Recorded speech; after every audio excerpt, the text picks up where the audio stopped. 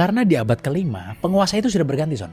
Menjadi Kekaisaran Bizantium atau Romawi Timur, Son. Kenapa mereka bisa menjadi yang terkuat? Karena ternyata semua itu bermula dari strategi pertahanan mereka, Son. Apa tuh? Di mana mereka itu punya sebuah tembok dan diplomasi yang luar biasa cerdik gitu, Son. Oh, jauh-jauh dari tembok ratapan lagi nih mas ini. Jadi ceritanya begini, saat Roma di Italia itu jatuh, Konstantinopel itu tetap berdiri karena temboknya yang berlapis 3. Terus mereka juga sangat ahli, Son, dalam berdiplomasi. Jadi di Kekaisaran Bizantium ini itu ada seorang pemimpin yang bernama Theodosius kedua, Son. Meskipun pada saat dia naik tahta itu dia dalam keadaan masih kecil, para penasehatnya ini membangun sebuah tembok yang bernama Theodosian Walls. Oke. Yang ternyata tidak bisa ditembus selama 1000 tahun, Son. Gokil. Jadi umur tuh nggak berpengaruh ya, Siat? Nggak berpengaruh. Terhadap ini ya, terhadap negara ini ya. Bahkan oleh Attila Sihan aja nggak tertembus ini tembok ini. Oh, bangsa Han itu ya. Benar. Terus habis itu, Son, selain dia punya tembok yang sangat kuat, mata uang mereka nih yang bernama solidus itu tuh sangat kuat, Son. Jadi pedagang dari pedalaman Afrika sampai ke Jerman itu hanya mau menerima solidus aja, Son. Nggak mau terima uang lain karena kadar emasnya yang murni pada masa itu. Oke.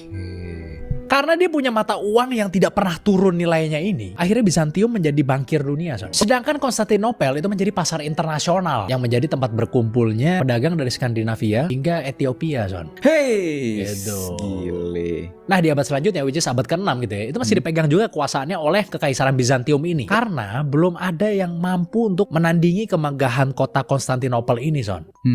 Jadi di abad ke-6, Kekaisaran Bizantium ini itu melakukan operasi militer besar-besaran, Son. Untuk merebut kembali wilayah Romawi Barat. Oi, iya dong. Akhirnya mereka berhasil mengambil Italia, Afrika Utara, dan Spanyol Selatan, Son. Pada masa itu pergerakan mereka tuh dipimpin oleh orang yang bernama Justinianus I, Son. Dia ini saking kerasnya bekerja, Son. Dia bekerja selama 20 jam, Son, per harinya, Son. Gila, bener kerja ini. Benar, sehingga dijuluki oleh para penduduk itu sebagai kaisar yang tidak pernah tidur. Jadi si Kaisar Justinianus ini itu sampai menciptakan sebuah kodifikasi hukum yang menjadi dasar hukum di hampir seluruh dunia modern, Son. Gila, dari abad ke-6 tuh. Iya.